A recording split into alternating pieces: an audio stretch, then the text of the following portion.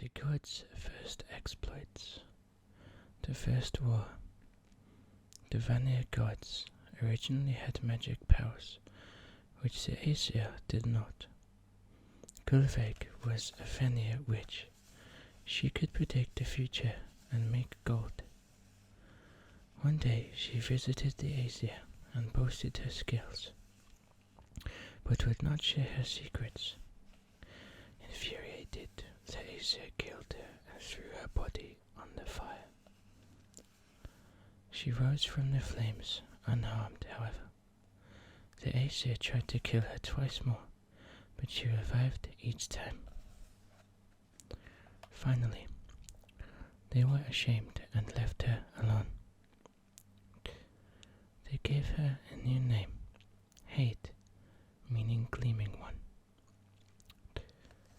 When the Vanir heard how Gullveig had been mistreated, they were very angry. They protested and the argument turned to blows. In the ensuing fight, the Vanir destroyed Asgard's walls, and the Aesir did equal damage to Vanaheim, but neither side could claim a victory, so they declared a truce. The gods decided to swap leaders as a sign of peace. 3 of the greatest Vanir, Njord, Freyr, and Fair, joined the Aesir. Only 2 Aesir went to Vanaheim in return, and it was soon clear they were not of the same quality. These were the warrior, Honir and Mimir, guardian of the fountain of knowledge. Honir was very brave, and Mimir was extremely wise, so the Vanir welcomed them at first. But although they worked well together, Honir and his own became confused and could not make intelligent decisions. The Vanir felt cheated, and in revenge they chopped off Mimir's head and sent it back to Odin. He preserved it with magic, herbs, and gave it the power of speech, so he could still pass on Mimir's wisdom. He kept it by the fountain of knowledge. Despite these problems, the peace held, and the Aesir learned the magic of the Vanir. The Aesir were anxious to rebuild Asgard's wall. It had been ruined in the war with Vanir. But they could not find anyone to do the job. And one day a rider came to Asgard, saying he had a proposal for the gods. He offered to repair the wall. His price was the moon, the sun, and Freya as his wife. The gods, especially Freya, were outraged, but sly Loki suggested the gods should accept on condition the work was completed without help in 6 months. They knew this would be impossible, but if the builder agreed, they would get most of the wall mended without paying, since the contract would be broken. The stranger agreed to the terms as long as he could have the help of his horse, Svadilfari, which the gods allowed. The horse dragged huge rocks to the wall in the net, and the stranger worked so hard it began to seem he would complete the work in time. The gods were furious, and told Loki he must get them out of the bargain. Loki, the shape changer, had an idea. As the stranger took Svadilfari to fetch a final load of rocks on the last day of the 6 months, Loki appeared disguised as a beautiful mare and pranced around playfully. Svadilfari ran after the mare into the woods and could not be caught. The workman could not finish the job without him, so he failed. In his fury, the builder burst out of his magic disguise, revealing his true shape as a rock giant. The gods then had no qualms about killing him for trying to fool them. Loki wisely stayed away from Asgard for a while. When he returned, he brought a fantastic eight-legged horse called Sleipnir. Sleipnir was the son of Svartalfari, and the mare Loki had been. He could gallop over land, sea, and air. Loki gave the horse to Odin to regain his favor. So what you're saying there is Loki shapeshifted into a horse, galloped around, and got the attention of the other male horse. The male horse then proceeded to have sexual intercourse with Loki as a horse, and somehow birthed another horse called Sleipnir. Okay. Odin was hungry for all the wisdom in the world. He began by making a journey and asking questions of everyone he met, elves, dwarves, and giants. In Jotunheim, Odin learned all he could from Mimir, god of the fountain of knowledge. Keen to know more, he asked to drink from the fountain itself. Mimir said he could, but that he must pay a high price, one of his eyes. Odin agreed, and was one-eyed from then on. Still, Odin wanted to learn more, so to do so, he paid the final penalty. He became sacrificial victim. He hung from a branch of Yggdrasil with a spear in his side for 9 days and nights. After the ordeal, he died. Thus he learned the wisdom of the dead. By his supernatural powers, he came to life again and used what he had learned for the good of gods and mortals. Odin brought runes from the land of the dead. These were magic symbols that warded off danger. Odin taught them to mankind, and they carved in stone to provide magic protection.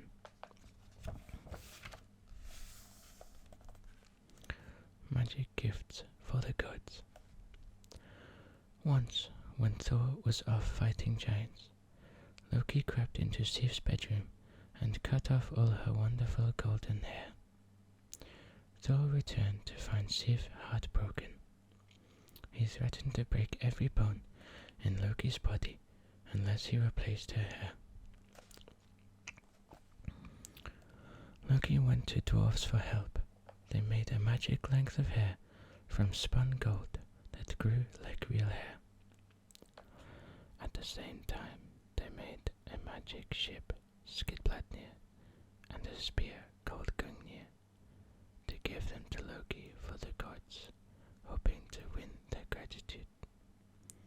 Loki took the gifts, and on his way home he visited 2 more dwarves, Brock and Atri. Craftily hoping to get more treasures, he bet his own head that they could not make gifts to equal those he already had. Challenged, the 2 dwarves forged a golden bow, a gold arm ring, and a warhammer. Pleased with himself, Loki hurried back to Asgard, where he gave Sif her hair. Then he offered Odin the arm ring. He gave Freya the ship and the bow, Galimbusti.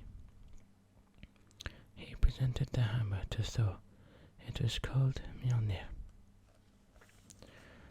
Then Brock turned up to ask if the gods liked his work. They agreed it was as good as the rest, so he demanded Loki's head in payment of their bet. What Brock did not know that while he was been forging his gifts, Loki had turned into a fly and distracted him just long enough to make him forge Mjolnir's handle slightly too short for perfection. Loki now pointed this out, but the gods thought it was a shabby trick, and he deserved to lose his head. Loki's last chance was a trick with words. He agreed that the dwarf could have his head, but must not take any of his neck. It was not possible to take one without touching the other, so Loki was saved. Brock contented himself with sewing up Loki's mouth to teach him a lesson. The gods all laughed at Loki. Loki went off alone and ripped out the painful stitches. He felt humiliated and resented the gods' laughter. From this time, he began to plot his revenge. Loki was wearing Freya's falcon skin when the evil giant Geirrod caught him. Geirrod and his two foul daughters saw the strange glitter in the bird's eyes and realized it must be God or a magician in disguise. Loki refused to admit who he was, so Geirrod shut him in a box without food until he gave in. Geirrod said he would be released if he promised to bring Thor unarmed to the giant's hall. Loki agreed. Thor simply enjoyed Loki's company, so when he proposed a trip to Midgard to meet two lovely girls, Thor happily went along. Since it was meant to be a pleasure trip, he left Mjolnir at home.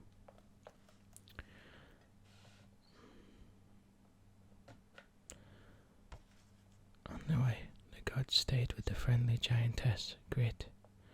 Thor mentioned that they were going to meet Geirrod's daughters. Later, when Loki was asleep, Grit explained to Thor that Geirrod was an enemy and was probably plotting something. She gave Thor a belt which doubled his strength, some iron gauntlets, and a magic staff. Loki was worried when he saw Thor's new equipment, but dared not say anything. The next day, they came to a river of blood, which they tried to wade, but the flow grew deeper and faster. Thor then saw a hideous giantess who was sending the blood in waves towards them. This was one of Geirrod's daughters. He threw a rock to drive her off, but still had to clutch Loki and grab a hold of a branch to avoid being swept away. When they reached Geirrod's hall, no one was there, so Thor sat down and dozed off.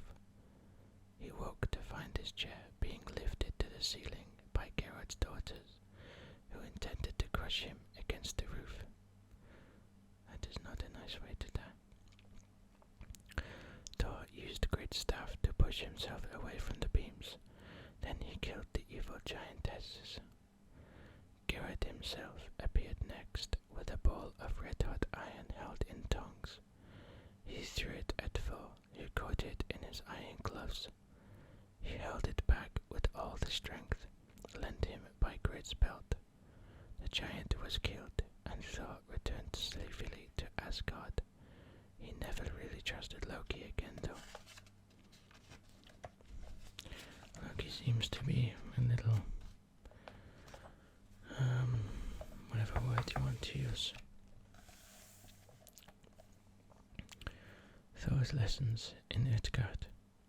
Thor and Loki went to visit Utgard, so I wonder Thor is going away with him again. On their way, they stayed with a couple so poor that they had only vegetable soup to offer the gods. So Thor killed the goats that pulled his chariot, and they had a feast. Thor saved the goat skins and insisted all the bones be kept. The couple's son, Thjalfi, loved marrow and secretly snapped one of the goat's thigh bones to suck. He hid the broken bone under the rest. Next day, Thor waved his hammer over the skins and bones and brought the goats back to life.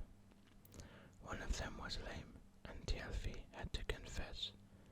Thor took him and his sister Röskva along as servants in repayment. One night they discovered a strange hall in the forest. Its door filled the width of one wall. Inside they found a small room off the main hall and slept there. In the night they were woken by a roaring and ground shook.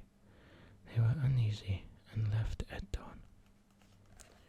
Outside they found the source of disturbance. It was a giant snoring. The hole was his glove and the head slept in its thumb. The giant woke and introduced himself as Skrymir. He offered to guide them to Utgard and took their food bag to carry. He showed on ahead, and when they caught up he was asleep, and had sealed the food bag by magic so they could not get anything to eat. At night Skrymir kept them all awake with his snoring again. Unable to bear it, Thor rose and bashed him over the head with Mjolnir. Skrymir went on snoring loudly. Thor hit him 3 more times, but the giant simply woke, complaining that an acorn must have dropped on his head. He's trying to murder him for snoring. That's what you need to be careful of in your relationship. Skrymir walked again ahead the next day. He said he would prepare a welcome for them, but they found the gates of Utgard closed and he had to squeeze through the bars. At last they reached the hall of the giant king, Utgard Loki. He laughed at Thor's group and called them puny. He challenged them to beat the giants at anything. Loki offered to out-eat anyone. A huge meal was laid out, and he and the giant Loki started to gobble. They met in the middle of the table. Loki ate all his food, but Loki chewed the bones and dishes too, so he won. Thjalfi agreed to a race. He ran his fastest, but his giant opponent finished before Thjalfi had got halfway. Thor was sure he could drink more than anyone else. Utgard Loki gave him a huge drinking horn. He put his lips, but could not drain it however he gulped. The giants then set Thor to some easier tasks. First, to lift the king's cat, but he could hardly heave one paw off the ground. Then, to wrestle with an old woman, the king's foster mother, who got Thor down on one knee. Humbled and ashamed, Thor let Utgard Loki show him to the gates of Utgard. There the king said that now Thor was safely out of Utgard, he would confess to tricking him. Utgard Loki admitted Skrymir had been himself in disguise. When Thor had struck him, his head had been protected by magic, invisible hill. He showed Thor the hill and the deep valleys made by his blows. The giant whom Loki had challenged was really fire, which eats everything in its path. Thjalfi had run against Thor, the fastest moving thing in the world. Thor's drinking horn had had its tip in the ocean, which was impossible to drain. The cat was actually Jormungand in disguise, and the old woman was old age, who overcomes everyone in the end. Utgard Loki warned the gods to never set foot in his kingdom again. Then he and his stronghold vanished. Thor felt a terrible fool, but it had taught him a lesson. The gods ran out of drink, so they went to see Aegir, who brewed the best ale. He did not have a pot big enough to hold ale for all the gods, and asked Thor to get him one. Tyr's mother was married to the giant Heimir. She would have a suitable cauldron, so Tyr and Thor went to see her. They knew Heimir disliked gods, so they went in disguise. Tyr's mother welcomed them with a good meal. Heimir was grumpy, especially when Thor polished off 2 whole oxen. He moaned now they would have to go hunting. Next day, Thor and Heimir went fishing. The giant caught 2 whales and was pleased with himself. Then Thor cast the line, baited with an ox head. There was a great thrashing, and Jormungand himself rose up and snatched the bait. Thor struggled with the serpent, and the boat nearly capsized, but he managed to strike it on the head with Mjolnir. Stunned, Jormungand sank below the waves. Heimir was impressed. Then Thor asked to borrow the cauldron. Hymir sulkily said he could if he could smash a certain glass that he had produced. Thor flung it at the pillar, but the glass was magic and the pillar broke. Tyr's mother told Thor how to break the spell by throwing the glass at Hymir's head. He did so, and the glass smashed. Ymir then had to hand over the cauldron. It seems the gods are just all very deceitful, which does not paint them in a good light.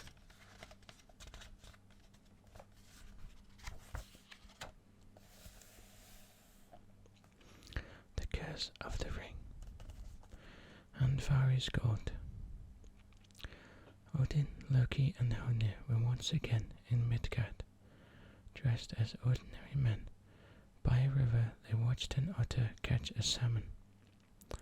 Loki killed the otter for its fine skin, and they had the salmon for supper. They asked for shelter that night at a nearby farm.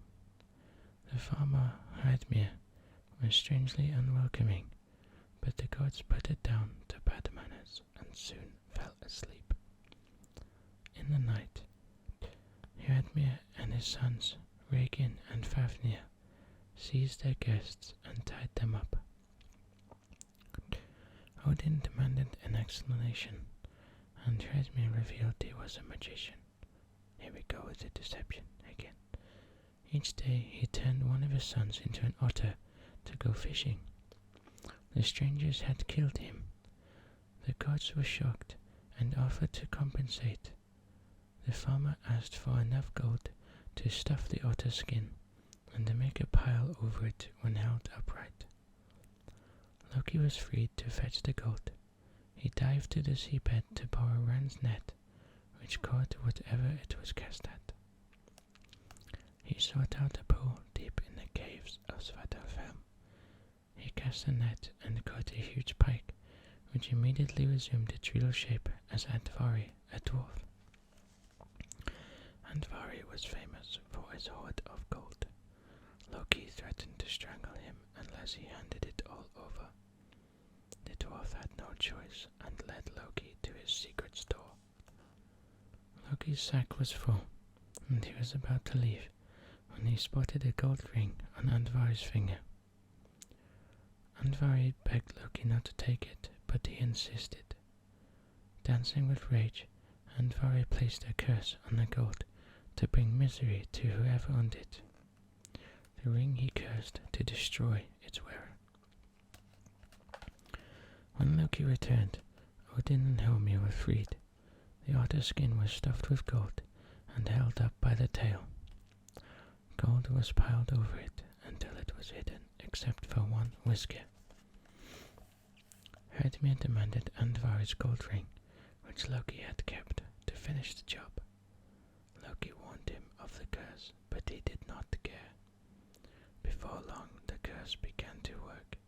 Greedy for the gold, Fafnir murdered his father. Regin claimed his half of the treasure, but Fafnir ran off with the lot. Using his skills he learned from his father, Fafnir turned himself into a dragon and jealously guarded his.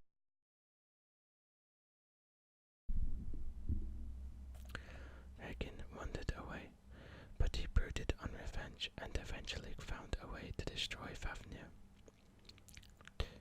Many stories are told of how the curse on Andvari's gold ended. This is probably the best known. After Fafnir killed his father to get Andvari's gold, his sister Hjordis married Sigmund. Sigmund died before their son Sigurd was born. Fafnir's brother, Regin, cared for his nephew. Regin taught Sigurd that it was his duty to avenge his grandfather and kill Fafnir, who had become a dragon, to guard his trove.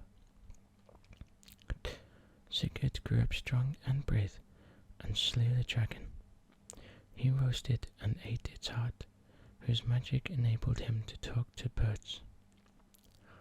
The gold was now Regin's, but he could not bear to share it, even with Sigurd, so he plotted to kill him.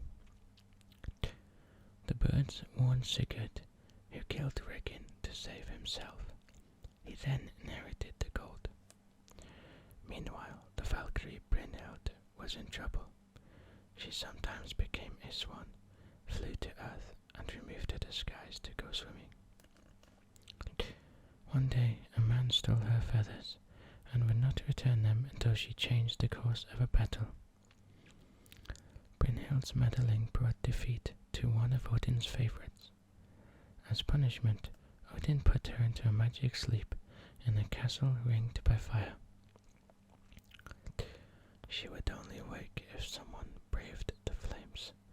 Even so, she would no longer be a Valkyrie, but a human. It was Sigurd, seeking the chance to prove his courage, who rescued Brynhild. They fell in love and planned to marry. Before the wedding could take place, Sigurd visited King Kuki and Queen Grimhild of the Nibelungs. I'm probably saying all of these wrong. Wicked Grimhild knew of Sigurd's gold and wanted it. She gave him a love potion, so he fell in love with and married her daughter Gudrun, forgetting Brynhild. Gudrun's brother Gunnar wanted to marry Brynhild. Indifferent now, Sigurd wooed her for him. Brynhild married Gunnar, but was so hurt and jealous that she arranged Sigurd's murder and then killed herself. The curse continued. The gold now belonged entirely to the Nibelungs. Gudrun remarried and made her husband. Alti kills Sigurd's murderer. Then Alti killed Gudrun's brothers, so she caused his death in revenge.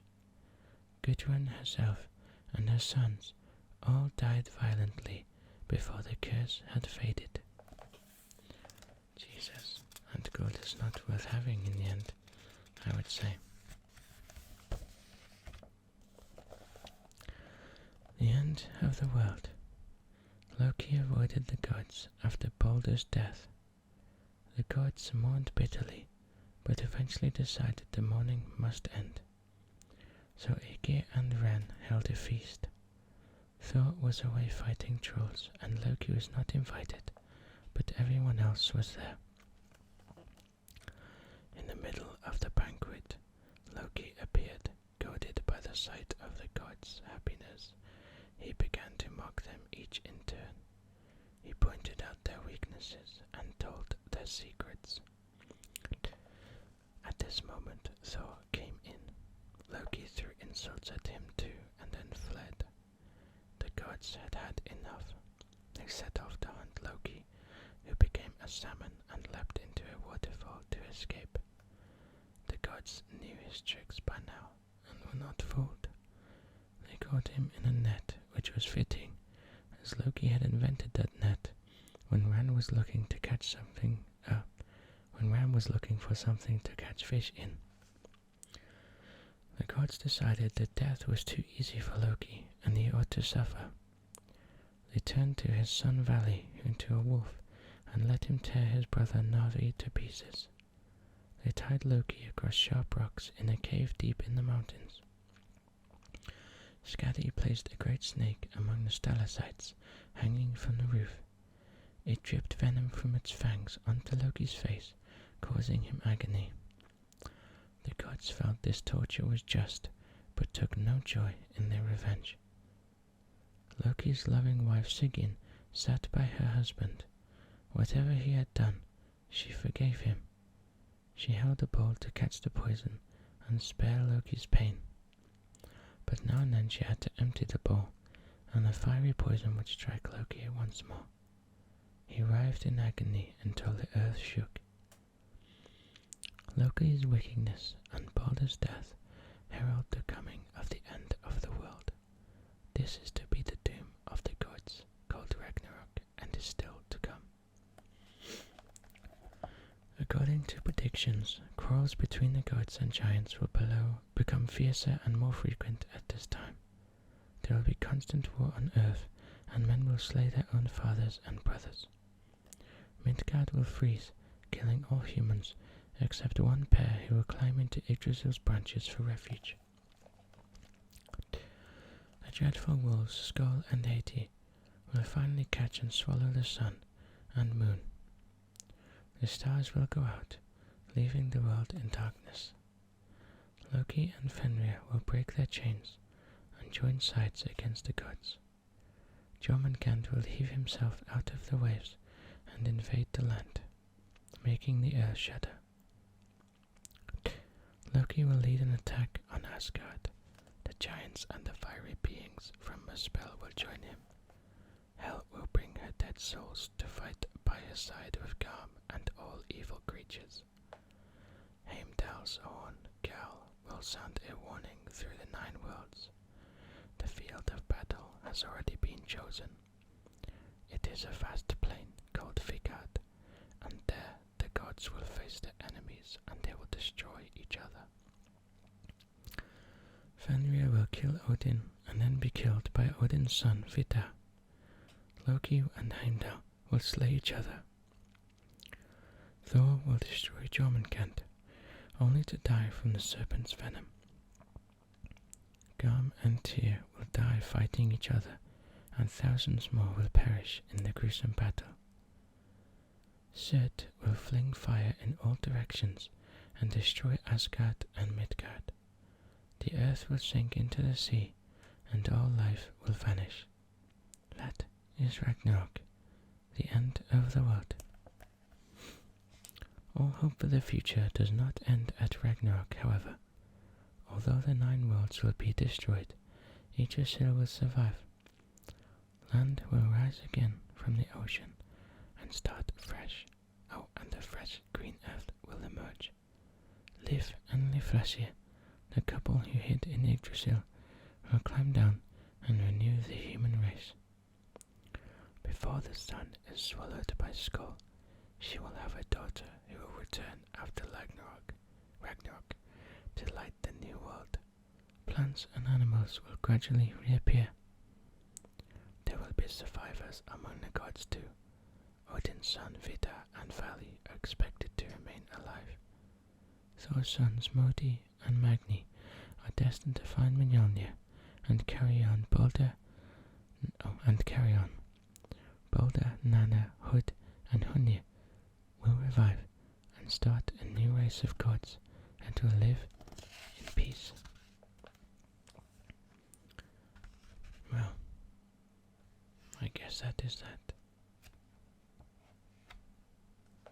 Thank you for joining me on this much longer than anticipated book reading of Norse myths and legends.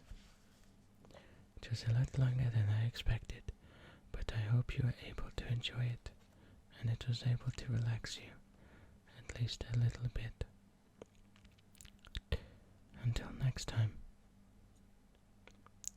sleep well and good night. May the gods watch over you.